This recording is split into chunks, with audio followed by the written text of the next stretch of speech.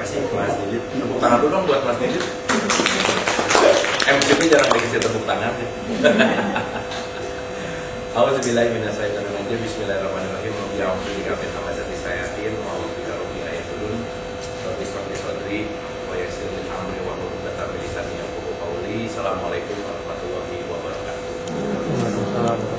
Alhamdulillahirrahmanirrahim. Teman-teman semua, seperti biasa kita belajar lagi gitu ya, recharging itu bahasanya, belajar ini sebagai ruang jeda sesaat, sebagai rest area gitu ya, supaya kita bisa istirahat gitu, mengistirahatkan kesibukan, mengistirahatkan kekhawatiran dan seterusnya. Jadi mudah-mudahan pembelajaran ini tempat kita recharging soul kita bersama. Dan betul tadi kata Mas Didit bahwa bukan hanya knowledge yang kita dapatkan, tapi apapun itu knowledge-nya, yang terpenting adalah merubah dari pengetahuan menjadi laku gitu. Karena kalau kita banyak tahu aja dan tidak dilakukan, nggak akan ada perubahan gitu. Nah, seperti biasa hari ini kita akan belajar bersama lagi, dan akan melanjutkan ya. Kemarin kita udah bicara tentang akar dari penderitaan gitu. Dan wajah-wajahnya masih kelihatan menderita sih, nggak apa-apa ya. Tapi yang penting kita udah mulai ngerti kenapa bisa terjadi. Mungkin teman-teman ada pertanyaan dulu nggak dari bahasan kemarin? Dari apa yang kita bahas kemarin? Atau mungkin ada yang mau didialogkan gitu, karena nanti pasti akan live. Siapa tahu dari kemarin, pertemuan kemarin, atau selama perjalanan kita belajar ada yang belum clear atau ada yang belum paham banget gitu. Mungkin kita bisa awali dengan sesi diskusi dulu gitu, sekalian evaluasi gitu. Silakan, mungkin teman-teman ada apa gitu dari apa yang kemarin kita bahas. Nah ini tuh dia tuh paham berarti ya, apa gimana? Paham atau bahasa apa ya, lupa gitu. Silakan, mungkin ada? Ya. Ya. Kadang kan ada nih awalnya tuh bisa gitu, menyikapi atau menerima lah. Ya. Tapi kan kadang ketika terlalu lama itu sampai juga sih sampai di dalam. Kecapean ya. Ini sampai kapan ya? Ibaratnya kayak gitu. Ini gitu. Ya. Kira gimana sih supaya bisa enjoy aja sih, maksudnya cara menyikapi sebuah penderitaan itu tanpa melihatnya sebagai beban gitu. Oke, wah ini keren sih pertanyaannya. Sip, makasih Mas Didit. Jadi mungkin kita, karena memang pasti hari ini kita mau masuk ke yang kedua itu, kita bicara tentang konsisten gitu ya. Nah ini penting banget gitu. Karena kadang-kadang kalau udah tahu jurus satu, dipakai di masalah berikutnya jurusnya jadi nggak berfungsi gitu misalnya. Kenapa ya dulu bisa menghadapi, sekarang enggak gitu misalnya. Dan itu sangat penting. Sip, makasih Mas Didit. Ada lagi dari yang lain mungkin nanti kita linkage kan? Dari Ibu mungkin? Ya. Ya. Kenapa ada penderitaan itu? Jangan manggil Ustaz atau Bu. Iya, iya. Kenapa ada penderitaan itu? Itu apa yang menyebabkan? Kenapa ada penderitaan gitu ya? Apa yang menyebabkan penderitaan itu? Oh, oke. Jadi pengennya nggak usah ada menderita gitu? Ya, jadi kalau kita mau terbebas dari penderitaan, satu syaratnya mati dulu aja. Selesai. Karena dalam kematian tidak ada penderitaan. Oke, kenapa sih adanya penderitaan gitu ya? Oke, kenapa muncul gitu ya? Oke, teman-teman, saya mungkin akan review dulu dari beberapa perspektif ya, supaya nanti kita ngerti dari mana mulai awal penderitaan itu gitu. Karena ya maaf ya, semua kita tuh sebenarnya menderita dengan kadarnya masing-masing sih sebenarnya. Jadi teman-teman maaf ya kalau melihat orang tenang, santai, mungkin dia menderita tapi nggak cerita-cerita aja sih gitu. Nah kan ada banget yang menderita dikit-dikit bikin status gitu, misalnya gitu ya. Jadi memang semua kadar ini, makanya maaf ya kalau saya bicara dalam konteks filsafat, hidup itu ya penderitaan sebetulnya. Hidup sama dengan penderitaan gitu. Nah cuman nanti kita ngerti bahwa penderitaan itu sebetulnya bukan hal yang buruk gitu. Penderitaan itu bukan hal yang nggak baik dalam tanda petik, tapi nanti kita ngerti bahwa tidak ada yang bisa kabur lah ya, atau nggak ada yang bisa selamat dari yang namanya menderita, itu nggak ada gitu. Karena penderitaan adalah bagian dari hidup gitu. Maka kita hidup bersama penderitaan. Jadi bukan menolak sebenarnya, bukan nggak mau sebenarnya, karena mau nggak mau, suka nggak suka, ini pasti akan terjadi gitu. Ya saya kasih contoh. Salah satu hukum hidup itu namanya adalah dinamis. Oke? Yang namanya dinamis itu pasti bergerak, berkembang, kata-katanya disebut tumbuh gitu. Maka pertumbuhan itu pasti. Makanya maaf ya, salah satu kata kunci dalam pertumbuhan dan kedinamisan, saya di tengah-tengah ini, teman-teman maaf banget ya, kalau kita nggak bisa dan nggak punya skill yang di tengah ini, pasti hidupnya akan banyak susahnya aja. Bahasa gampangnya yang di tengah ini adalah adaptif gitu. Atau kita bisa melakukan yang namanya beradaptasi. Kenapa? Nah, kenapa? Karena setiap hidup pasti punya yang namanya keinginan. Betul nggak? Betul nggak? Pertanyaan, lebih banyak mana keinginanku yang kejadian sama keinginanku yang nggak kejadian? Lebih banyak mana? Sip ya. Berarti akar mula penderitaan datang dari mana? Banyak mau aja sih gitu. Sip ya. Maka orang yang keinginan, tapi maaf ya, bukan berarti nggak boleh punya keinginan, bukan. Tetapi bagaimana kita memanage yang namanya keinginan. Oke. Nah, saya nanti mungkin kita akan relate ke bahasa konsisten tadi. Pertanyaan Mas Didit keren banget gitu.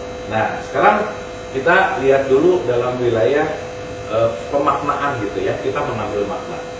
Yang namanya hidup itu artinya terus bergerak dan bertumbuh itu dulu.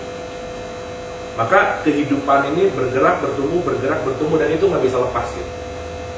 Dan dalam konteks siklus hidup, pasti dalam kehidupan ini kita dalam lingkup yang namanya hukum semesta gitu. Karena kita nggak bisa lepas dari yang namanya hukum semesta, karena kita lagi ada di dalam semesta raya ini gitu. Makanya dalam tradisi Islam, hukum semesta ini sering disebut dengan kata-kata Rob. Pernah dengar nggak? Pernah dengar? Kan ada kata-kata kul a'udzu birob binas. Rob itu apa? Rob itu adalah hukum semesta yang kita nggak bisa lepas gitu. Makanya kalau kita bicara tentang penyembahan kepada Tuhan, gitu ya kira-kira. Atau gini deh, teman-teman kalau dengar kata menyembah Tuhan, yang kebayang apa sih? Begitu, menyembah Tuhan, yang kebayang apa? Sholat ya. Pertanyaan, apakah orang yang sholat pasti menyembah Allah? Belum tentu. Betul nggak? Berarti kalau nanti kita mengerti bahwa ketika kita menghambakan diri kepada Tuhan, menjadi hamba, salah satu penghambaan kita kepada Tuhan, penghambaan kita kepada Allah adalah selaras dengan hukum semesta. Betul nggak? Selaras dengan apa yang terjadi. Selaras dengan nanti kita sebut, inilah yang disebut dengan yang namanya realitas. Sampai sini oke dulu. Sampai sini dapat teman-teman? Sip ya. Oke, artinya ketika aku sedang menyembah Allah, salah satu partikel penyembahan kepada Allah adalah aku tunduk kepada hukum semesta gitu. Dan nanti kita akan ngerti bahwa hukum semesta itu tidak mengindahkan atau tidak mengikuti apa yang kita inginkan gitu kira-kira. Tetapi karena si hukum ini dia punya hukumnya sendiri, di mana kita lagi belajar terus-menerus beradaptasi dengan hukum semesta itu. Makanya kenapa kalau kita bicara, ingat nggak waktu pertemuan awal ada kata-kata gini, man arafah nafsa faqad arafah robah gitu. Siapa yang mengenal diri atau nafsnya, pasti dia mengenal robnya gitu. Nah, rob ini sering disebut dengan kata-kata Tuhan gitu kira-kira. Nafs ini siapa? Diri gitu. Makanya siapa yang menguasai diri pasti dia akan mengenal Tuhan. Nah, mengenal Tuhan di sini kan bukan berarti kenal Tuhan dalam bentuk sosok, enggak. Tetapi siapa yang mengenal dirinya pasti selaras dengan hukum semesta. Pasti selaras dengan hukum alam. Pasti selaras dengan hukum atau yang sering disebut dalam tradisi Islam namanya adalah sunatullah gitu kira-kira. Contoh. Teman-teman sering berdoa? Sering? Waktu berdoa ngapain biasanya? Betul ya? Jadi kira-kira lagi berdoa atau lagi ingin keinginanku terkabul ya mana? Jadi ya Allah, udah doanya nanti pakai advice lagi ya. Kayaknya ya Allah yang baik itu ya, ini terjadi dari Allah gitu kira-kira. Sip ya. Nah, pertanyaannya, maaf ya, ketika kita berdoa keinginan kita di depan terus nggak kira-kira? Pengen keinginan kita dikabulkan. Nah, tetapi kata kunci dalam hidup itu, hidup tidak terjadi sesuai dengan keinginan gitu. Berarti pertanyaannya, menyelaraskan antara keinginan dengan hukum semesta gitu kira-kira. Makanya kalau kita bicara dalam konteks yang namanya happiness, bahagia adalah keinginan tuh selaras dengan yang namanya realitas. Jadi keinginan itu sering kita sebut namanya ekspektasi, selaras dengan yang namanya realitas. Berarti sumber yang namanya penderitaan dalam hidup datangnya di mana? Ekspektasi. Jadi kalau tadi pertanyaannya, kenapa harus ada penderitaan? Karena kita memang dikasih untuk melakukan yang namanya berekspektasi. Dan nanti kata kunci dari semua ini, kalau saya boleh kasih, ini kita bikin part-partnya dulu ya kita ya, nanti kita satu-satuin. Karena pada dasarnya hidup ini adalah pembelajaran tanpa henti, disebut school of life. Hidup ini adalah belajar. Maka kata kunci dari belajar apa? Bagaimana kita terus-menerus mengenal diri.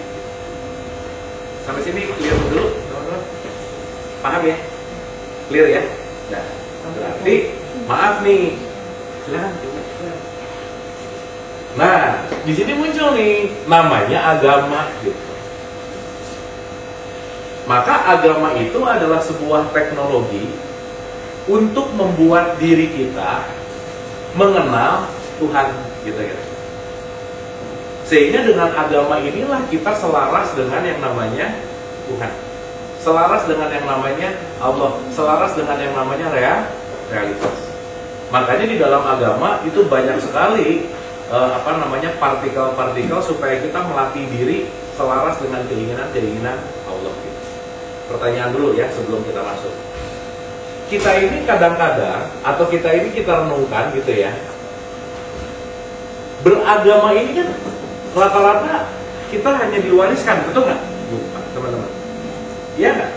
Sholat disuruh, puasa ikut-ikutan. Yang kemarin kita cerita bahwa jangan-jangan kita melakukan agama ini nggak ada kaitannya sama hidup gitu misalnya. Contoh. Teman-teman, ibu dan bapak waktu sholat ngerasa harus atau ngerasa perlu, yang mana? Oh yang bener nih ya.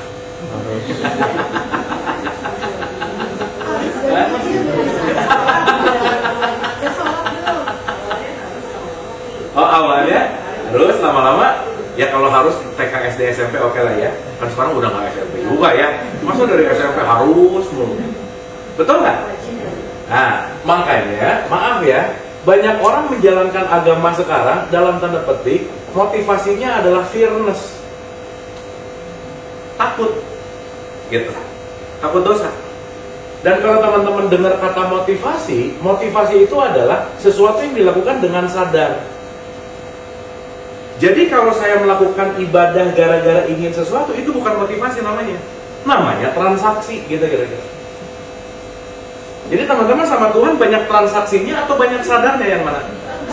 Ya udah, makanya banyak menderita kan, gitu aja. Nggak ikhlas. Pun ya, maaf ya, memang pada tahapan tertentu, saya bagi dua dulu ya. Ada kata yang namanya wajib. Wajib itu dua. Pertama diartikan harus, yang kedua penting untuk mengupdate harus menjadi perlu. Sehingga balik lagi ya, maaf banget ya, apalagi kita ngomongin generasi sehat sekarang gitu. Ketika agama tidak menjadi jalan untuk memperbaiki hidup gitu misalnya, agama hanya menjadi sebuah retorika atau ritual yang dilakukan tanpa sebuah kesadaran, maaf banget, ini tingkat value-nya justru malah jadi hilang gitu lah kira-kira. Makanya kan tahapan-tahapan sekarang ini maaf banget ya, justru maaf nih ya, kita ngomongin generasi yang sekarang gitu, ngomongin pengajian, ngomongin agama, buat mereka tuh hal yang nggak asik gitu lah kira-kira.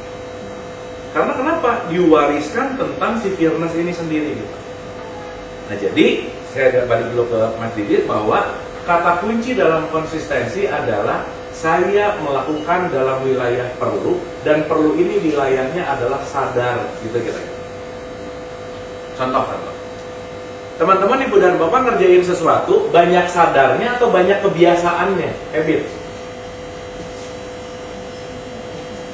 Hah?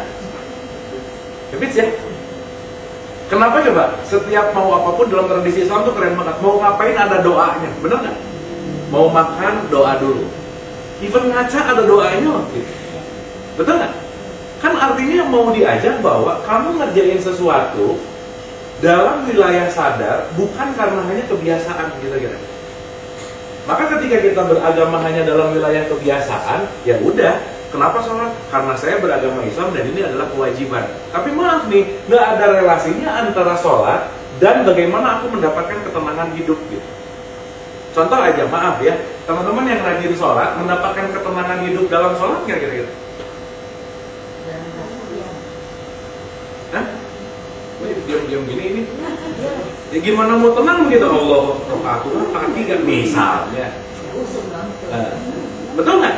Dan alam bawah sadar kita, apalagi yang diwariskan oleh generasi-generasi sebelumnya, di mana ketakutan-ketakutan itu ada, akhirnya apa?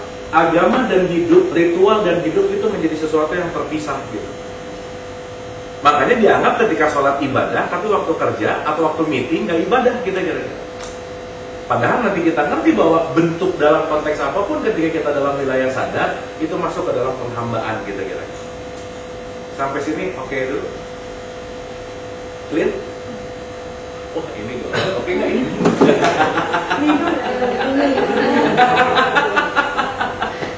Sip ya?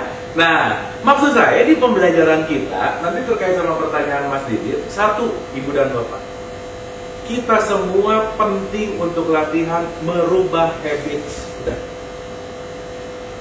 Karena kita ini lagi dibajak sama habits kita aja sih sebenarnya. Kita ini lagi dibajak sama kebiasaan-kebiasaan kita yang, maaf ya, saya selalu mengulang-ulang, 98% respon kita tuh sama terhadap apapun. Dan kata kuncinya kalau kita tidak merubah sisi lah ya, side dari habits menuju kepada sadar, ini nggak akan berhasil gitu. Dan maaf banget ya, semua kalimat kata habits di sini itu berkaitan dengan apapun yang kita lakukan tanpa sebuah kesadaran gitu. Nah jadi kata kuncinya adalah bagaimana merubah habits menuju kepada sadar. Dan maaf ya, saya straight to the point aja. Ini semua nggak akan ada artinya kalau kita tidak melakukan yang namanya latihan. Sholat diulang-ulang nggak sehari 5 kali? Kenapa harus diulang coba? Kenapa nggak sekali aja gitu? Kenapa coba? Iya. Yang tadi Qurannya 5 kali ya, oke lah. Ya oke lah. Kan sekarang tahunya gitu ya. Pokoknya wajibnya 5 kali aja. Tapi ada alasannya nggak kira-kira? Ada dong. Karena kenapa? Perubahan kebiasaan itu perlu ada yang namanya pengulangan. Karena kata kuncinya adalah we are what we repeat. Kita ini adalah apa yang kita ulang-ulang, gitu kira. Sampai sini, oke?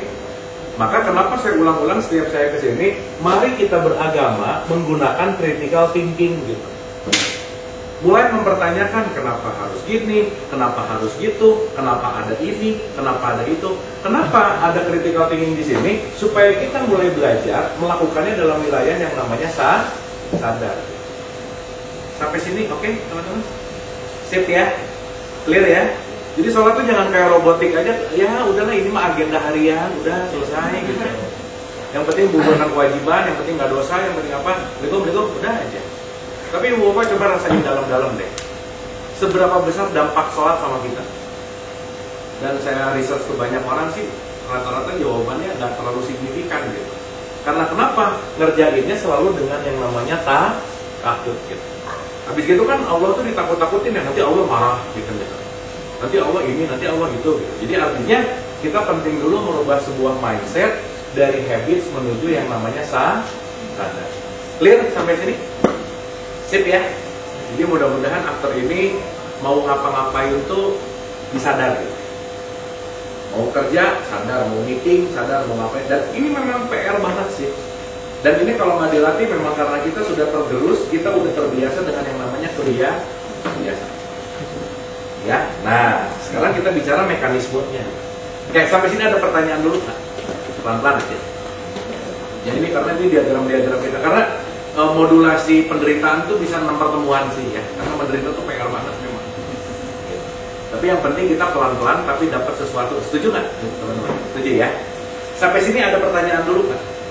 Apapun itu. Jadi Pak Abdul, Ya. coba diurai apa sih definisi penderitaan? Apa definisi penderitaan? Penderitaan adalah aku tidak mengalami kenyamanan dalam situasi hidup. Gitu. Jadi derita itu bahasanya adalah dalam tanda petik aku tidak merasakan 3 hal aja, tenang, damai, bahagia. Gitu. Ada 3 ya. Tapi nanti pertanyaannya tenang itu apa sih gitu ya? Nanti tanya lagi sih pasti gitu. Tenang itu berarti tidak ada penolakan dalam realitas kita. Gitu. Karena nanti kita akan ngerti bahwa PR habits kita ini adalah selalu ingin sesuai dengan apa yang kita mau, sehingga kita banyak menolak yang namanya realitas. Contoh. Realitas itu kenyataan. Contoh. Teman-teman, ibu dan bapak, secara realitas saya penghasilannya 5 misalnya. Misal, ya kita ngomongin realitas dulu. Tapi ketika saya punya pendengaran, penglihatan, panca indera, perabaan, perasaan, penciuman, dia mendapatkan informasi dari eksternal diri kita, betul nggak? Ya kan? Oke. Berarti di luar diri kita ini kita sebut adalah sosial, gitulah kira-kira. Pertanyaan, saya penghasilannya 5, tapi saya ngelihat tetangga saya yang beli mobil harganya 100 misalnya. Bisa muncul keinginan nggak? Nah, Bisa muncul apa? ngiri. Teman-teman pernah ngiri nggak kira-kira? Ayo, kalau pernah bagus, jangan sering aja ya. Kalau pernah bagus. Abis gitu ya. Yang dikedepankan tuh biasanya tingkat-tingkat kejulidan gitu. Kenapa ini tetangga kerjanya mobil bagus mulu? Nah, mulai tuh di sini puyang nih masuk ke software kita. Dan maaf banget nih, dorongan pengen seperti orang lain karena menganggap bahwa ketika dia punya mobil yang harganya 100, disebut bahwa orang yang punya mobil ini punya stigma namanya keren gitu misalnya. Pengen jadi ikut keren nggak? Parameter indikator keren adalah tas merek tertentu, mobil merek tertentu, rumah di mana, kerjaannya apa. Materi rata-rata. Kan ingat nggak waktu kita bahas, teman-teman jangan lupa ya, kita ini ada bentuk materi yang namanya tubuh dan ada bentuk rohani yang namanya jiwa, apa aja begitu. Yang punya bobot beban gramasi itu pasti tubuh kita, materi, betul nggak kira-kira? Maka kalau hidup kerasa berat banget, jangan-jangan terlalu materialistik, udah gitu aja. Kalau dulu angkatan saya, cewek matre ke laut aja gitu kira-kira ya. Kenapa? Karena yang dia anggap sebagai sesuatu yang paling memiliki value atau nilai, itu adalah materinya. Contoh-contoh maaf banget ya. Beda nggak orang, ya balik lagi ya, yang namanya keren sekarang ini kan dijadikan sebagai sebuah kesepakatan sosial, betul nggak? Iya. Makanya kalau di community, kalau tasnya nggak sama brand yang lain, ngerasa minder gitu misalnya. Sehingga dia memaksakan masuk ke dalam satu community, yang penting saya bisa beli tas yang kemampuannya 5, akhirnya dipaksa jadi 100-nya kira-kira. Iya. Nah, disitulah cikal bakal namanya korupsi. Kenapa? Dia menginginkan sesuatu yang bukan jati dirinya, yang bukan kemampuannya, yang bukan sebenar-benar esensi dirinya, karena dia sedang berusaha menjadi orang lain terus gitu. Pernah nggak dengar rumput tetangga lebih hijau terus? Pernah dengar gitu nggak? Iya. Padahal sintesis kan kita nggak tahu ya. Dan ketika rumput tetangga mungkin lebih hijau secara natural, mereka juga pasti biaya airnya lebih banyak misalnya dan seterusnya. Sampai sini oke? Sampai sini oke? Nah, mungkin jawaban yang kedua buat tadi, apa itu penderitaan? Penderitaan adalah enggak betah jadi diri sendiri. Itu namanya menderita. pengen jadi orang lain. Sok contoh, maaf ya. Ibu dan bapak kalau lagi ngaca, yang pertama dilihat bagusnya dulu, jeleknya dulu, yang mana? Kurangnya dulu atau bagusnya dulu kira-kira? Kurang ini, kurang itu. Berarti kita tuh cari kekurangan dulu, gitu lah kira-kira. Cukup ya, gitu. Berarti tanpa sadar loh ya. Ketika kita benar-benar tidak memandang diri, yang kemarin kita bahas tentang yang namanya self love gitu. Kita sekarang lagi berlomba-lomba kebanyakan untuk mengikuti aliran-aliran sosial. Inilah yang disebut kolektif gitu. Inilah nanti yang disebut model. Semua orang gini ikut, semua orang gini ikut gitu. Padahal ketika kita mengikuti sesuatu, belum tentu itu adalah bagian dari part dari diri kita. Sampai sini oke. Jadi kalau kita ngomongin hidup itu berat itu bukan masalah hidupnya. Teman-teman tolong bedain berat dan keberatan. Karena hal yang ringan kalau kita ngerjainnya juga keberatan, pasti berat ngerjainnya gitu. Nah sekarang yang jadi pertanyaan, yang membuat berat itu apa? Kenapa kok bisa begitu?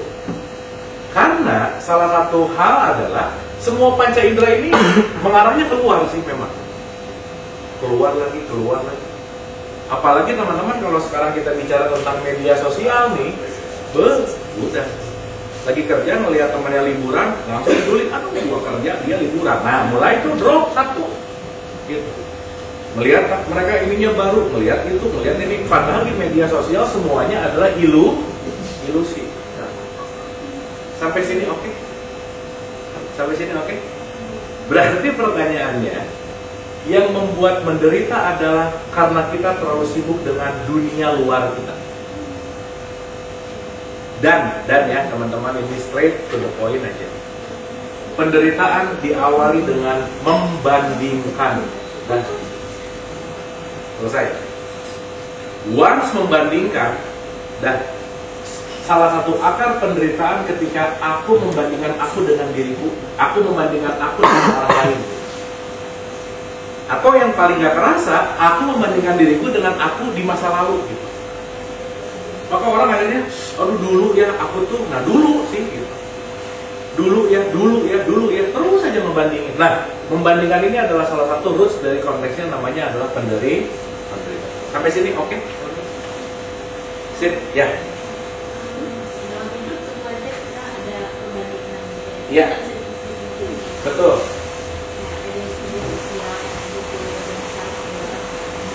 Ya. Diri kita sendiri itu mulai nggak sesuai gitu ya. Maksudnya dia ada takaran sendiri. Ya, yang tadi nih 5 sama 100 nih. Iya. Ya, terus? Nah, apa makanya untuk kita buat kemampuan kita untuk diri kita itu apa yang bisa kita lakukan? Oke, sip. Jadi gimana supaya tetap di level kita? Iya. Kita akan mengarah ke situ. Tapi sampai sini oke dulu, teman-teman. Dapat ya? Nah, berarti dari sini saya mau bagi dua dulu nih. Oke ya, supaya nanti kita mudah nih. Ada external world. Eksternal itu disebut dunia. Di dunia nih. Oke? Pertanyaan. Jangan lupa bahwa ketika di luar diri kita ini adalah dunia, ada yang namanya internal world kita gitu. Dunia di dalam kita. Karena maaf banget nih. Teman-teman bisa merubah orang lain nggak? Nggak bisa. Bisa kan kita, kamu jangan posting yang gua pengen, kalau jadi ngelihat, jadi aku pengen gitu. Bisa nggak gitu? Nggak bisa. Betul nggak? Berarti pertanyaannya, ketika dunia ini nggak bisa kita kontrol, yang bisa kita kontrol siapa? Internal world. Internal world dalam bahasa Quran disebut akhirat, gitu kira-kira. Pernah dengar kata akhiratnya? Nah, dalam pandangan umum akhirat itu nanti tuh. Dan nggak salah juga, nggak apa-apa juga sih. Cuman saya pengen memberikan sebuah perspektif bahwa kenapa fi dunia hasanah, wa fil akhirati hasanah. Dunianya oke, akhiratnya juga oke. Ingat nggak waktu kita bahas software, teman-teman? Software kita itu at least ada segitiga, pikiran, perasaan, emosi. Pertanyaan, kalau saya pengen berdamai dengan dunia, berarti pikiran harus berdamai dengan dunia nggak kira-kira? Maka kata kuncinya adalah di pikiran sini. Udah, nggak ada lagi. Once pikirannya nggak beres, pasti softwarenya ikut nggak beres aja. Pasti aja. Berarti kalau kita mau bicara gimana sih caranya untuk berdamai dengan dunia luar, pertama damai dulu sama pikirannya sendiri, gitu kira-kira. Karena maaf banget ya, dari pikiran, perasaan, emosi akan menciptakan namanya persepsi. Berarti masalah kita bukan orang lain, masalah kita bukan sosial media, masalah kita bukan siapapun di luar diri kita, tetapi bagaimana kita mempersepsikan dunia luar, gitu kira-kira. Sampai sini oke? Sip ya? Berarti pertanyaannya, yang penting untuk dirubah, yang di luar atau yang di dalam? Di dalam. Wah, udahlah, saya ngomongin itu udah ribuan kali, teman-teman juga jangan bosan. Yang di dalam inilah nanti kita sebut ego. Maka si manusia nggak pernah punya masalah dengan siapapun dan apapun kecuali sama ego. Udah ini. Tapi tahu nggak hal yang paling mudah dalam hidup? Nyalahin orang lain. Aku tuh gini gara-gara kamu. Gitu. Suka ada yang gitu nggak? Ya, sering, ya jangan sering sih ya. Aku tuh gara-gara kamu. Aku tuh gini gara-gara kamu. Gitu. Sehingga ketika kita merasa bahwa dunia luar lebih besar daripada dunia lain, dunia dalam, kita sedang menjadi korban. Jadi victim namanya. Sekarang saya menanya, mohon maaf. Teman-teman, kita bisa disakiti hati sama orang yang nyebelin sama kita nggak? Hah? Orang lain bisa bikin kita sakit hati nggak? Hah? Pernah nggak? Yuk, aku sakit hati sama dia. Pernah gitu nggak? Nah, sekarang saya tanya, dia sebenarnya bisa bikin kita sakit hati nggak? Hah? Jawaban-jawaban hujan-hujan mellow tuh gini nih ya. Udah gak connect dia. Dengerin dulu pertanyaannya, dengerin dulu. Ada orang nyebelin ke kita, terus kita jadi sakit hati gara-gara dia. Sip? Pernah gitu nggak? Pertanyaannya, dia ini nyebelin atau aku memaknai, mempersepsikan bahwa dia itu nyebelin? Yang mana? Kedua. Persepsi. Berarti yang bermasalah dianya atau persepsi saya? Berarti yang membuat saya sakit hati dia atau persepsi saya? Persepsi. Jadi orang lain bisa bikin kita sakit hati nggak? Oh, tadi bisa, sekarang nggak.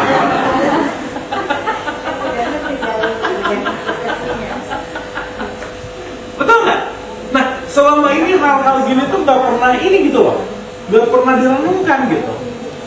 Akhirnya gara-gara. Saya pakai bahasa gampang ya. Kalau dunia luar lebih besar daripada dunia dalam, itu perspektif yang berikutnya kita sebut yang namanya menderita.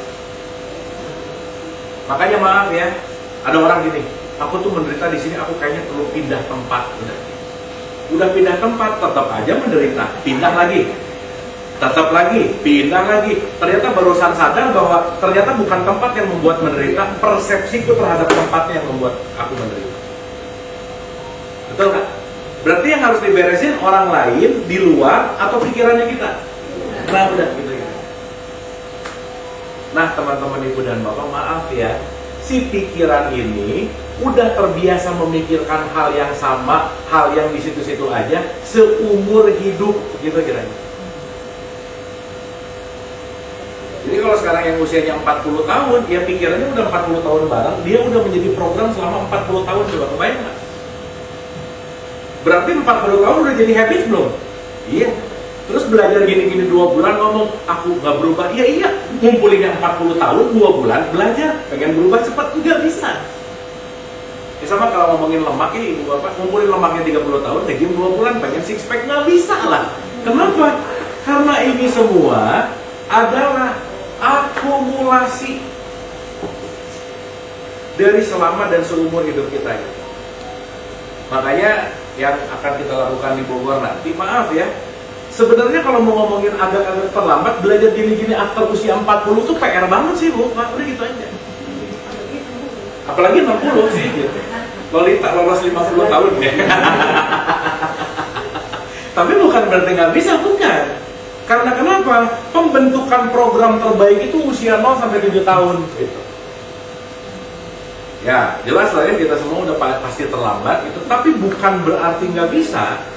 Tapi kata kuncinya, balik lagi ke Mas Didit, kalau kita sudah terprogram lama dengan pikiran yang sama, berarti effort kita untuk melatihnya memang PR banget gitu kira-kira. Tinggal punya kemauan atau enggak. Kayak memaafkan, teman-teman ibu bapak memaafkan susah nggak? Susah, kenapa? Nggak mau masalahnya. Aku tuh nggak bisa maafin, bukan nggak bisa, nggak mau aja sih gitu. Betul nggak? Karena udah kebiasaan di level itu gitu. Nah sehingga balik lagi yang akan kita bahas selalu dalam konteks ini kan kita sebut nafs ya, atau kita sebut manas gitu kira-kira. Nah yang banyak orang nggak kaji adalah gimana sih mekanisme ini semua dalam menghadapi hidup. Karena nanti kalau kita bicara semua agama deh, kalau boleh saya bilang, semua agama cuma mau mengajarkan manas kita, nafs kita selaras dengan semesta. Udah itu aja. Selesai. Sehingga kalau kita udah mulai punya pemahaman untuk masuk kepada kesadaran, tadi Ibu bilang, ini kita tuh pembelajaran namanya apa sih? Saya jawab bahwa kita lagi belajar tentang kesadaran. Karena maaf ya, agama tanpa kesadaran kita akan jadi ahli ritual aja sih gitu. Tapi ketika ritual dengan kesadaran, maka kita akan memfungsikan agama dalam hidup. Ingat, agama bukan tujuan, tapi alat gitu. Alat menuju kemana? Alat menuju kepada pengenalan diri gitu lah kira-kira. Makanya kata kuncinya ilaihi rojiun. Dan ilaihi rojiun bukan urusan orang mati, bukan sih sebetulnya. Karena ilaihi rojiun itu adalah kembalilah kepada kesadaran. Sampai sini oke? Sip? Nah, berarti dari semua coret-coret ini teman-teman ibu bapak, potensi besar dalam penderitaan datang dari mana? Pikiran. Spesifik. Di dalam diri. Nah, sekarang saya mau nanya, teman-teman ibu dan bapak sering berpikir nggak?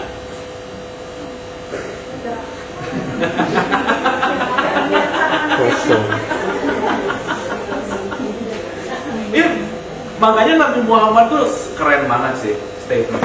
Silakan.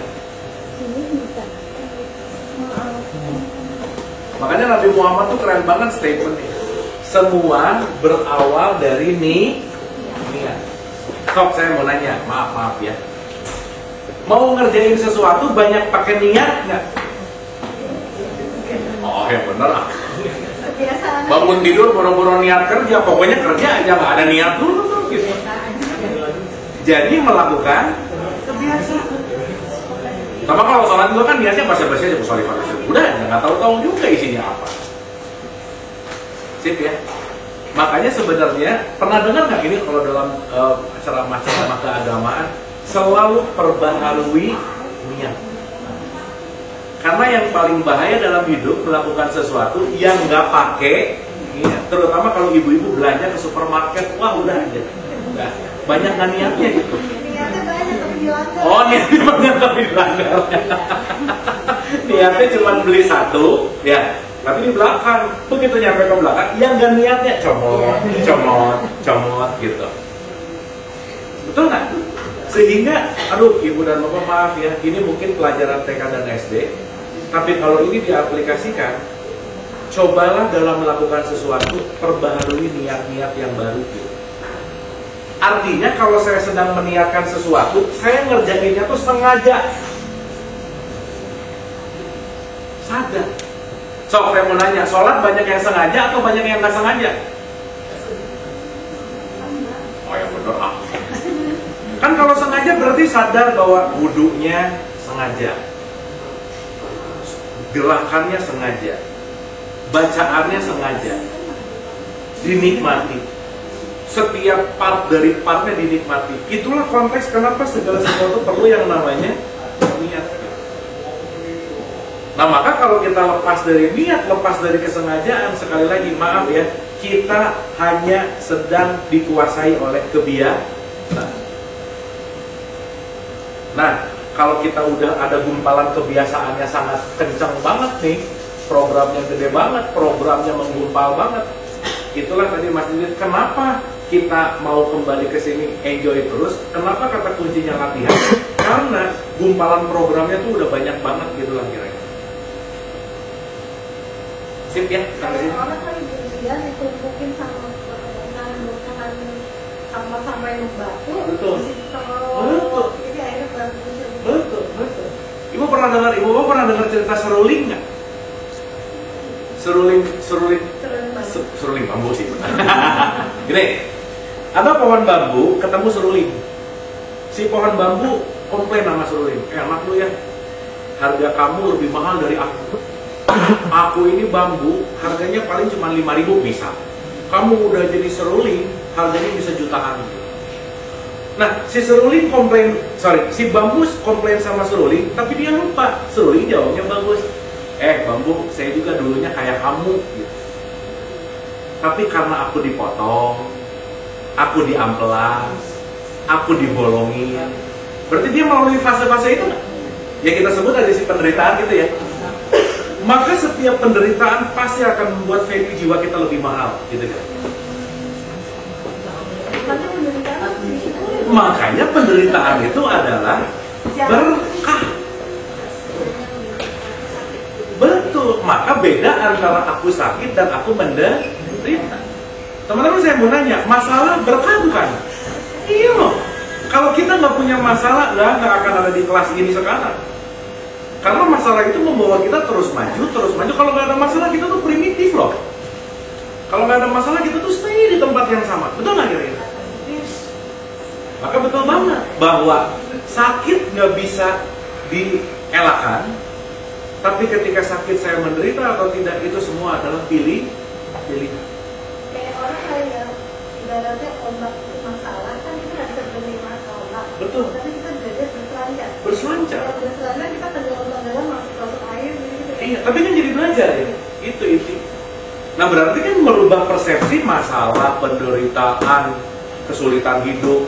Tapi hidup tuh berat banget apa? Itu kan perspektif yang dihindari, betul nggak? Gitu ya kira-kira. Nah makanya sekarang orang nggak pengen punya masalah gitu. Padahal nggak mungkin nggak punya masalah. Ya Allah, aku nggak pengen punya masalah, nggak bisa. Kamu yang bikin kan gitu ya. Kamu yang bikin, kamu yang pengen lepasin ya nggak bisa gitu.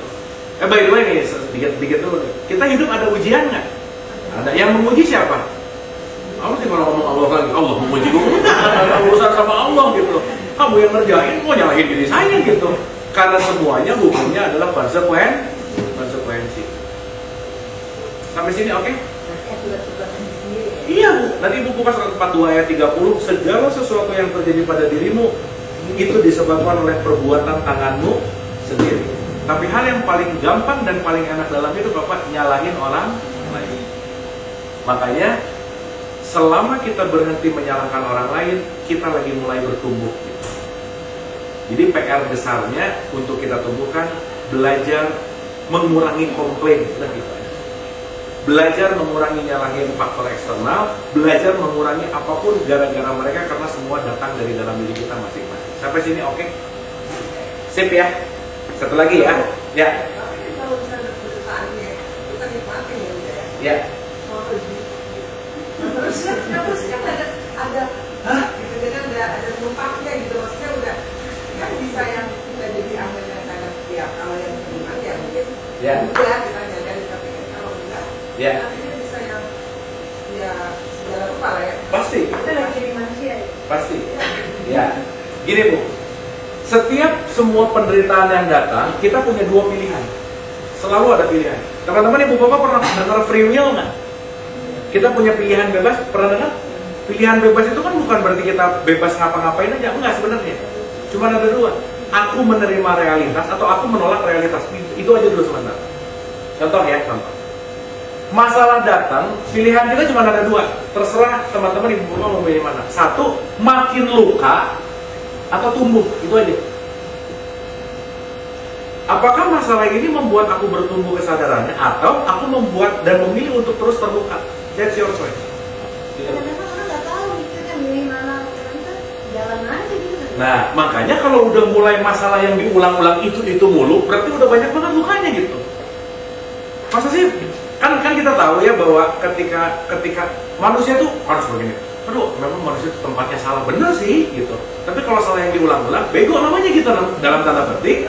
Antara kita menyadari bahwa ketika kita berbuat salah dan mengulangi kesalahan yang sama, itu dua hal yang berbeda gitu. Contoh. Pernah nggak ngalamin si masalahnya itu lagi, pernah nggak? Karena contoh aja, dulu waktu let's say ya kuliah, mata kuliahnya nggak lulus, diulang nggak? Diulang. Berarti kalau masalahnya itu terus, kelasnya diulang nggak? Iya. Jadi semester satu mau kasih tahu ini udah diulang-ulang, nggak sadar juga ya, gitu kira-kira. Tapi ibu bapak teman-teman maaf ya, pada akhirnya tidak ada orang mau menuju kepada pencerahan kesadaran ilahiyah atau apapun itu penamaannya tanpa undangan dari luka, tanpa undangan dari yang namanya penderi. Sampai at the end udah give up, udah deh nggak tahu lagi. Nah, starting pointnya ada di situ. Makanya maaf ya, Tuhan itu, Allah itu jarang diingat waktu bahagia gitu. Bahagia mah benar-benar ingat Tuhan ya. Makanya ibu bapak sholat jarang khusyuk. Pernah ngalamin nggak? Pengen tahu cara khusyuk? So ibu bapak menderita aja pasti Allah.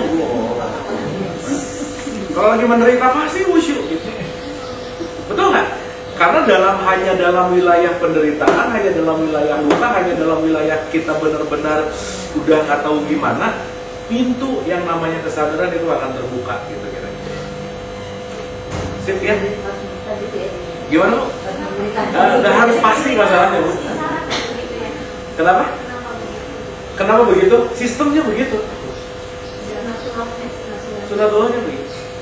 Karena mau nggak mau, contoh sunatullah adalah nanam cabai, keluar cabai kan? Ya kan nggak bisa. Kenapa ya buahnya cabai? Ya nanamnya cabai gitu. Karena itu kembali kepada yang namanya sunatullah. Itu. Sampai sini oke? Sip ya? Nah, saya mau bahas 3 nih. Ini menarik banget. Terakhir ya, sebelum kita nanti elaborasi part by part. Jadi mudah-mudahan tadi konsisten. Makanya konsisten itu penting sih. Latihan berulang-ulang itu penting. Makanya teman-teman saya ulang-ulang. Nggak ada manusia hebat, nggak ada manusia nggak hebat. Yang ada terlatih atau enggak, sudah. Dan maaf ya, ketika masuk ke dalam puncak kesadaran tuh udah bukan berarti nggak ada masalah hidupnya enak terus. Bukan. Tapi tetap marah, tapi nggak lama gitu. Tetap benci sih, tapi nggak lama. Tetap khawatir, tapi nggak lama gitu. Kenapa? Aku bisa menguasai egoku untuk kembali kepada center gitu kira. Karena kata kuncinya ketika aku yang dikuasai oleh ego, maka khawatirnya akan panjang gitu ya. Makanya bagaimana belajar yang namanya pengendalian diri. Oke, saya mau bahas dulu sedikit aja ya. Ini bahan renungan kita juga untuk kita ngerti tentang evolusi kita sebagai manusia. Pertama yang ada itu kan tumbuhan, pohon. Naik ke binatang, naik ke manusia. Kita yang mana, Bu?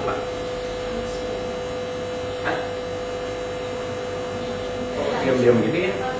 Oke, secara wujud manusia. Sekarang kita lihat nih. Yang namanya tumbuhan atau pohon, dia nggak bisa bergerak, betul nggak? Dia hanya menyerahkan dirinya kepada lingkungan. Kalau gugur, ikut gugur. Kalau musim apa, ikut. Pohon nggak bisa pohon tidak bisa melakukan apapun, hanya dia berserah kepada lingkungannya. Betul nggak kira-kira? Yes. Berarti kalau aku ada di lingkungan jelek terus aku jadi jelek, aku ada di lingkungan ini terus aku jadi, berarti kesadarannya jangan-jangan masih di level tumbuhan gitu kira-kira. Berarti kita menjadi korban dari lingkungan. Ingat ya, kita ini makhluk sosial, di mana makhluk sosial nggak pernah bisa lepas dari lingkungan, tetapi jangan sampai lingkungan mengalahkan kita gitu kira-kira. Ya aku kan di lingkungan penjahat, jadi aku wajar dong kalau jahat, manusiawi. Nah udah gitu. Manusiawi itu jalan ninjanya setan nih sebenarnya ya, karena manusiawi itu pasti alasan gitu kira. Sampai sini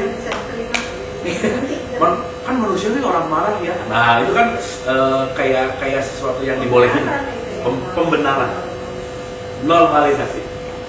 Sip ya. Nah, jadi maksud saya teman-teman ibu bapak jangan sering-sering jadi pohon gitu maksudnya, karena pohon itu ada di situ. Nah, binatang udah mulai bisa gerak dia. Tapi yang dikedepankan adalah urusan biologisnya. Makan, minum, sexuality, makan, minum, itu aja terus. Kebutuhan dasar, survival mode-nya. Makanya jangan heran kalau Quran di surah 7 ayat 179, kamu ini apa bedanya sama binatang ternak ya? Gitu coba. Kan ngomong ke kita nih. Artinya, konteks di sini bukan hanya wilayah dalam konteks binatang sebagai bentuk, tetapi kesadaran yang hanya mengagungkan biologis. Nah, kenapa ada level paling tertinggi disebut manusia? Karena di sini sudah menggunakan yang namanya akal. Nah, akal itulah nanti berkaitan dengan yang namanya kesadaran. Oke, teman-teman? Sip ya? Dapat ya? Nah, jadi sekarang yang paling terpenting adalah kita mulai belajar meregulasi pikiran. Nanti kalau udah meregulasi pikiran, perasaan, dan emosi, maka contoh. Ini teori-teori gini kan rada mumet, bener nggak? Bukan, teman-teman. Nah, agama bikin shortcut. Udah kamu zikir yang banyak deh. Udah kamu nggak usah ngerti-ngerti ini, tapi zikir aja dulu, sok 1000, 5000. Supaya apa sih? Supaya pikiran itu nggak terlalu sibuk sih sebenarnya. Supaya apa sih? Supaya mendapatkan ketenangan batin di mana ketika dia berzikir, dia mendapatkan rasa gitu lah kira-kira. Tapi balik lagi, kalau kita nggak ngerti korelasinya dengan pemahamannya, dengan critical tingginya, akhirnya sibuk gitu. 1, 2, 3, 4. Tenang, ya mungkin tenang sih, atau dapat sih, tapi sibuk dalam konteks yang namanya ritual gitu. Nah, jadi di sesi kali ini saya pengen menekankan lagi, insya Allah di sesi yang akan datang kita akan lebih banyak prakteknya gitu ya teman-teman ya. Teorinya mungkin 20%, karena ini urusan-urusan ini nggak bisa kalau nggak ngalamin gitu. Nggak bisa kalau kita nggak feel gitu. Tapi sebelum feel, kalau nggak ada basic pengetahuan nanti bingung juga gitu lah kira-kira. Sok ya dulu, maaf ya, waktu kita disuruh sholat, langsung disuruh sholat atau dikasih ngerti dulu sholat itu apa, esensi sholat itu apa? Kan enggak, betul nggak? Pokoknya kamu sholat, kalau enggak gak usah, udah. Itu shortcut. Seenggaknya ketika kita sholat, pikirannya nggak terlalu sibuk, perasaannya nggak terlalu sibuk, emosinya nggak terlalu sibuk, seenggaknya ini nggak terlalu memiliki yang namanya gelombang besar gitu lah. Sip ya? At least di pertemuan kita hari ini, semoga kita tidak memperbesar lagi dunia luar. Jadi kan kata kuncinya ini internal, ini eksternal. Penderitaan adalah ketika eksternal itu, berarti gini ya kebalikannya. Kalau internal lebih kecil dari eksternal, itu namanya menderita. Tapi kalau internal selaras dengan internal dan eksternal selaras, itulah yang disebut dengan yang namanya happiness gitu.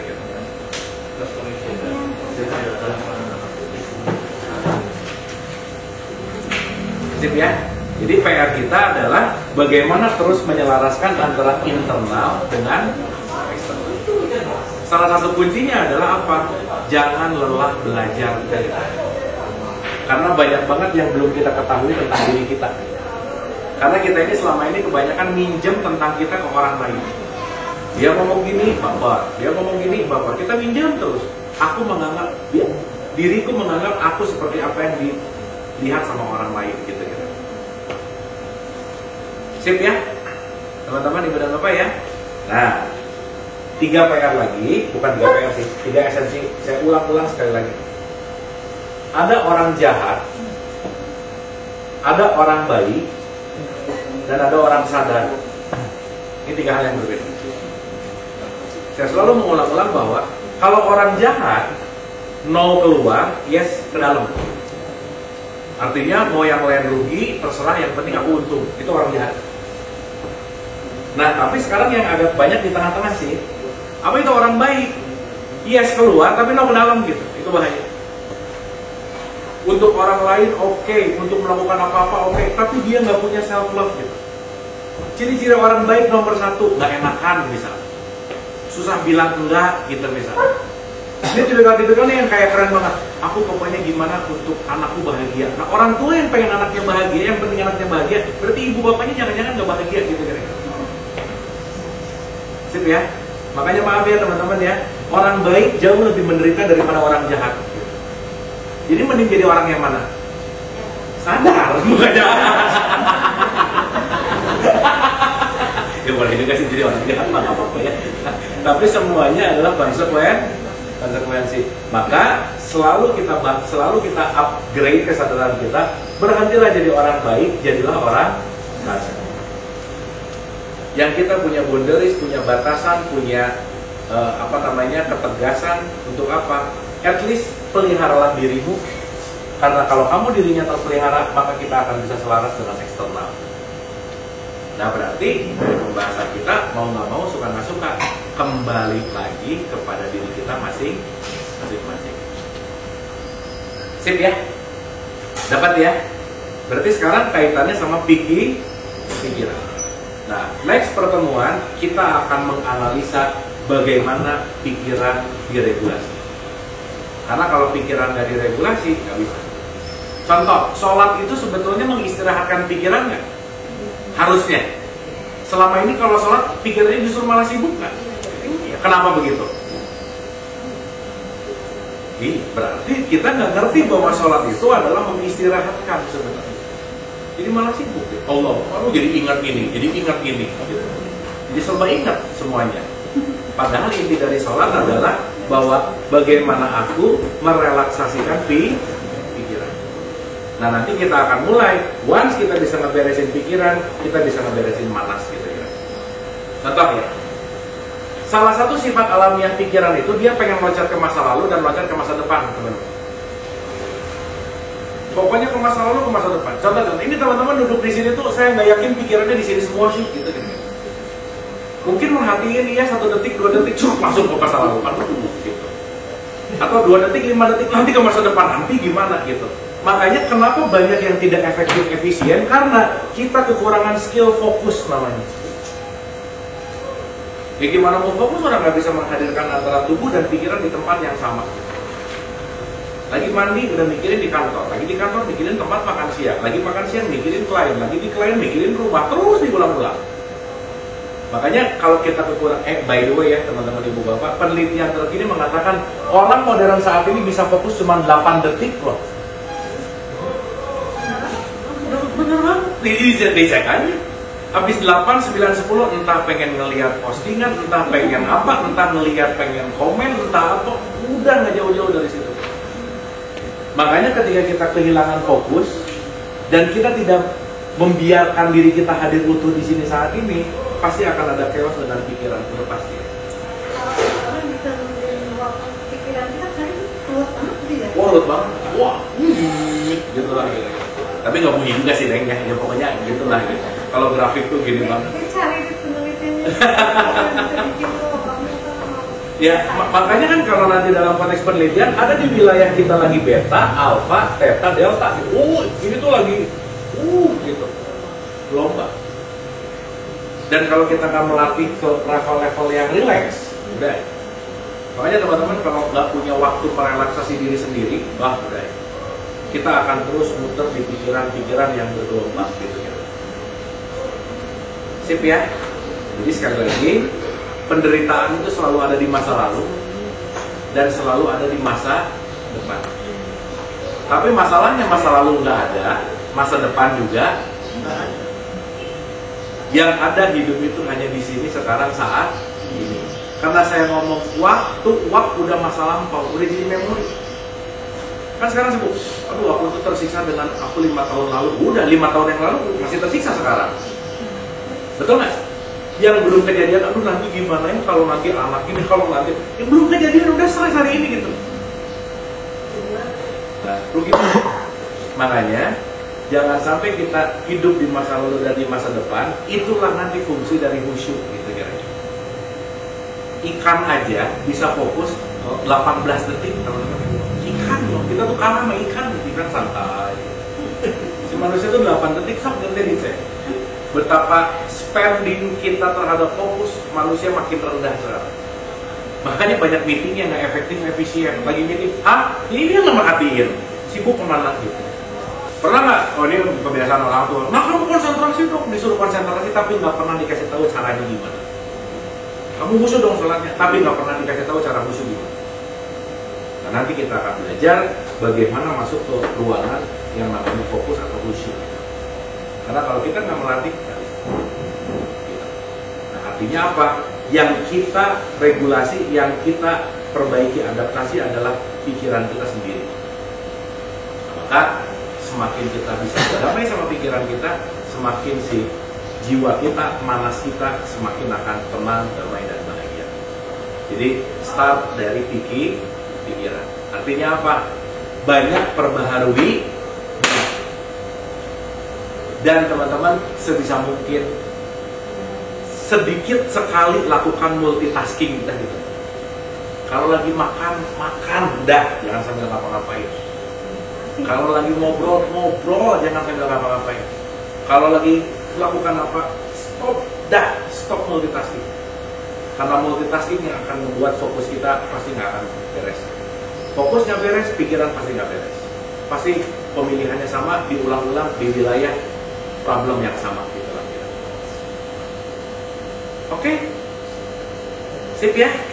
Jadi setelah kita ngerti ini, satu hal bahwa kita nggak banyak nyalahin orang lain kan gitu. Nggak banyak nyalahin situasi, ini memang kondisinya kena gitu. Tapi nanti kita ngerti bahwa bagaimana kita merespon jauh lebih penting dari realitas yang datang ke kita gitu. Saya rasa hari ini pembahasan kita di sini dulu, karena kalau ditambah lagi takut mumet gitu ya. Tapi yang penting ada sesuatu yang teman-teman bisa mulai telah, bahwa ternyata jangan-jangan selama ini aku kurang menelaah pikiranku gitu. Nah, saya boleh kasih PR teman-teman? PR ya? Teman-teman mulai besok pagi coba telaah pikiran apa yang paling sering muncul tiap hari dari kalian. Yang lewat zut, nih lewat lagi. Nah, coba tes, dicek pikiran apa yang paling sering muncul setiap hari. Nanti kita kasih pertemuan dengan Anda. Cek ya.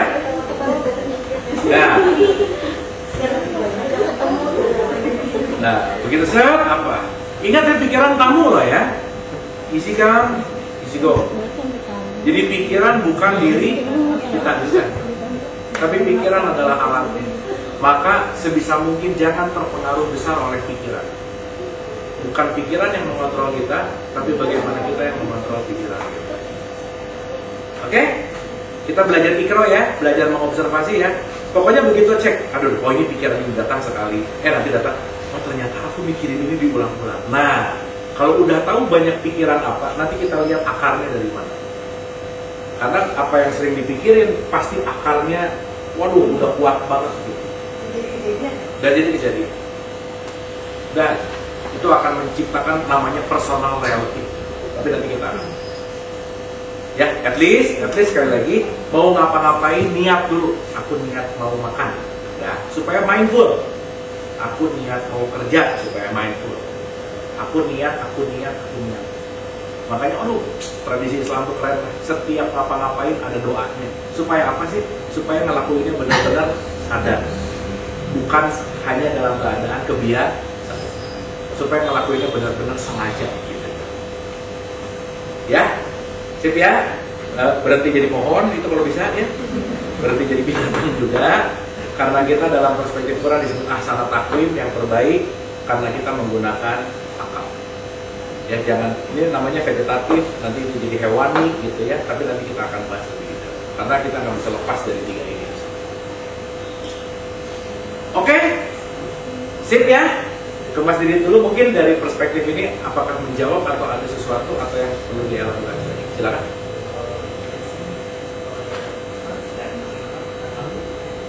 Apapun yang belum terjadi atau jadi itu gak usah experience. Intinya yang ada sekarang aja difokuskan. Sip. Jadi nanti ada jalannya sendiri kan. Misalnya kalau kita nggak mikirkan, tiba-tiba ada jadi petunjuk yang membantu. Betul.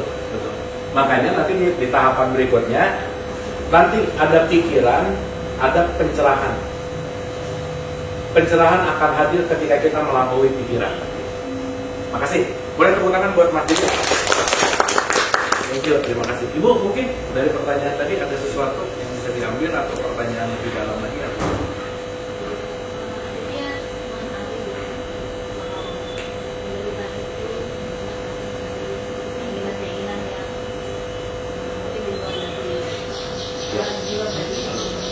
keluar dari diri kita gitu. Jadi nggak ada penderitaan dari mana-mana kecuali dari dalam gitu ya. Kita yang memaknai gitu ya. Jadi mudah-mudahan habis ini nggak perlu banyak nyalahin realitas.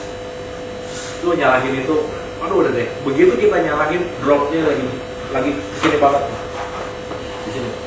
Gara-gara. Orang yang banyak nyalahin itu susah sadar lah gitu.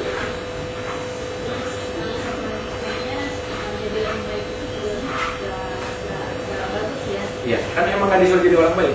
Iya, apa namanya, bisa mengembangkan diri kita sendiri.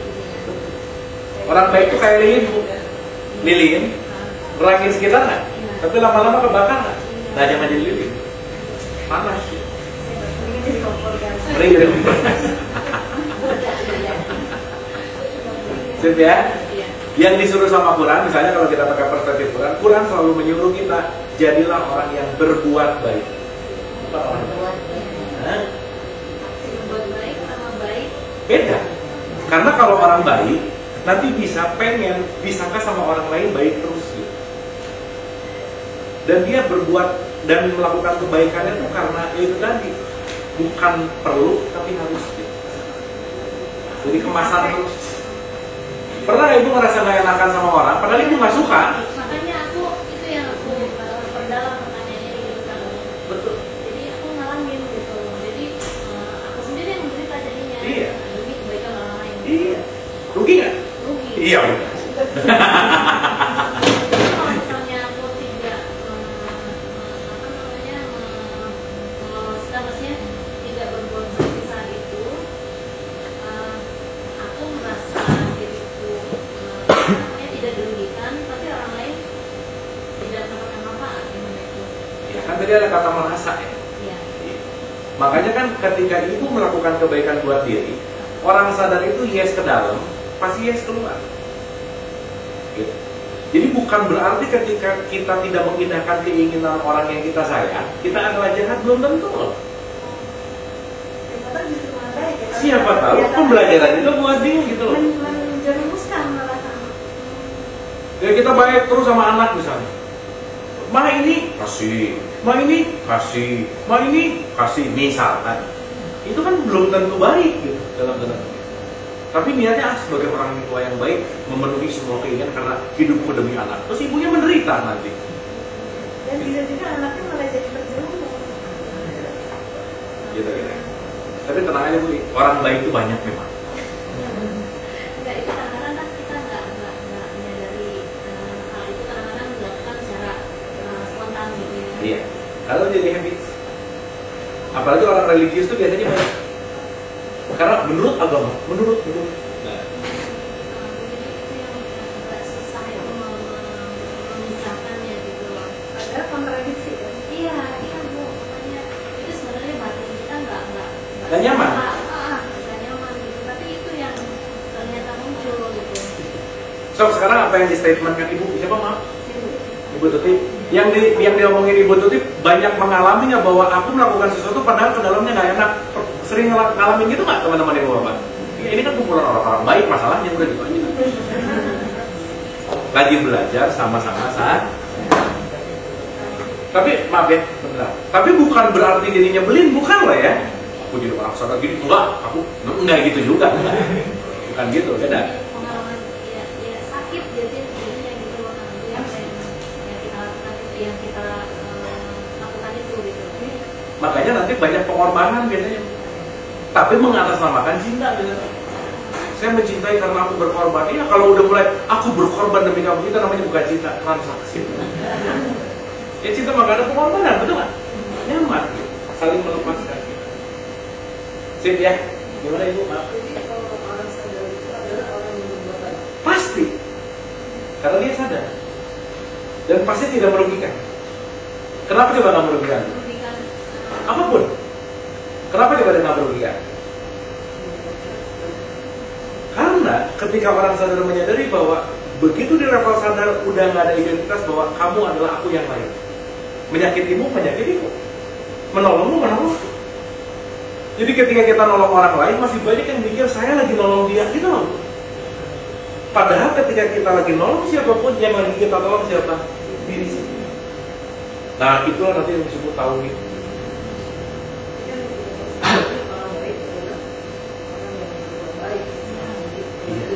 Beda. Makanya ada ahsan, ada muklis nanti. Muklis itu baik dan benar. Namanya saja. Karena baik belum tentu benar. Makanya itu yang harus kita cek ya diri kita. Ini mau melakukan ini, kadang-kadang kan juga gitu. Gue mau ngasih duit, ini otaknya ngomongin, dia orang lain lihat ini, udah nolong ini, itu masih sering-sering nolong duit. Betul. Sebenarnya melakukan itu bukan perkara ujian atau apa gitu kan, tapi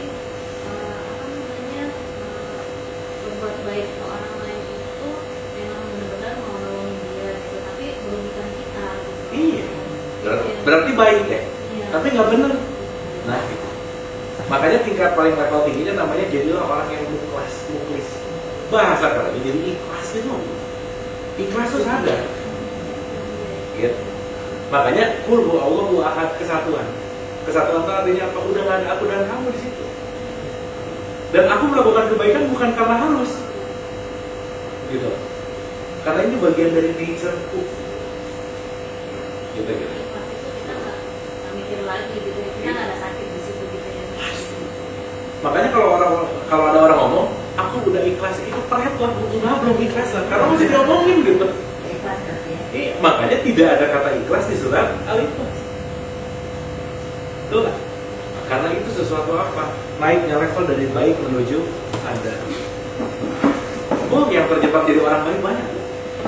Dan dia ngerasa baik itu keren gitu. Oh, baik ke semuanya ya. Tapi di dalam itu sakit. Meledak nanti. Tanpa sadar, kesakitan itu akan mengotori internal. Iya. So, ibu bapak maaf ya, pernah nggak dengar berita, maaf ya, pembunuhan? Tetangganya di wawancara, dia tuh padahal orangnya baik loh. Kenapa? Karena dia nahan. Suatu saat nanti akan jadi bom waktu kita meledak. Gitu ya. Jadi ibu bapak berhentilah jadi orang. Jadi orang apa pilihannya? Bukan jahat ya, bukan ya. Jadi orang jahat. Jangan jahat. Jadi artinya kalau sadar itu edukasi itu. Kalau baik hanya sepihak. Baik buat dia tapi tidak edukasi. Kalau baik buat kita, buat orang lain tidak edukasi. Betul Mbak. Karena nanti semuanya jadi baik dan win-win solution gitu. Maaf ya, nggak nolong bukan berarti nggak sadar loh. Karena nanti mau nolong juga ada rasa gitu. Nah rasanya dialirkan sama masternya gitu. Jadi nolong tuh nggak asal nolong gitu loh. Kita tuh kadang-kadang nolong sama kasihan kan beda tipis. Nah maaf ya, satu lagi ingat. Orang baik biasanya melakukan landasan dengan kasihan. Dan kasihan adalah sombong yang terselubung. Iya. Contoh. Aduh kasihan ya. Begitu ibu dan bapak teman-teman ngomong aduh kasihan, satu hal ngerasa aku lebih baik dari dia. Positionnya ya. Benar. Dan merasa bahwa aku bisa nolong dia. Tolonglah dengan kasih, bukan tolong dengan kasihan. Beda. Makanya dokter-dokter tuh suka salah kaprah. Dokter tuh menolong. Aku bilang kamu menolong pakai duit ya, kaget kan? Lalu kan habis itu juga ya. Itu bukan nolong. Karena kerjaannya itu begitu gitu. Nah, ya kalau kita nggak sadar tuh jadi manusia setengah dewa. Betul. Lu ngobrol gue. Betul. Lu suka kemana-mana. Betul. Kok potensi begitu? Karena masyarakatnya juga membuat begitu. Betul. Mau jadi anak mau jadi apa jadi dokter ini dokter. Nah itu malah banyak dokter setengah dewa. Sekarang nggak heran bullying lagi. Iya. Itu. Nah nanti mungkin kita bisa bicara tentang mana bekerja, mana berbuat. Gitu. Itu juga dua hal yang berbeda. Karena setiap pekerjaan dan perbuatan dua hal yang berbeda. Contoh ya, transaksional secara profesional itu bekerja. Tapi ketika kita berbuat, nah kita lagi ada di wilayah sadar. Nah itu nanti 4 pertemuan ke depan kita. Tapi gitu ya. Jadi hati-hati sama empati bagus, tapi kalau nolong dengan kasihan hati-hati ya. Itu kasihan. Nah biasanya pertama kasihan, berikutnya orang ini pasti ngerasain aja capek gitu. Oke, sip. Tapi muka-mukanya jangan muka-muka kasihan gitu kan biasa aja. Bukan dikasihani. Oke, Ibu dan Bapak. Nah, terakhir seperti biasa, ada pelajaran apa hari ini? Dari Ibu dulu mungkin yang bertanya. Ibu dapat apa?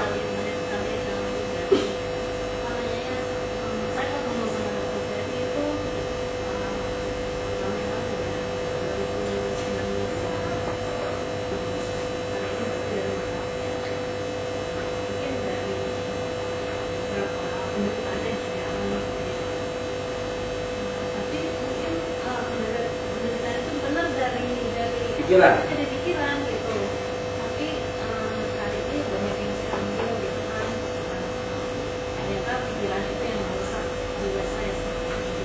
Ya. Terus saya ternyata juga dalam keseharian itu jadi orang baik. Jadi saya menderita jadi menderita. Kan belajar ya. Iya. Wow.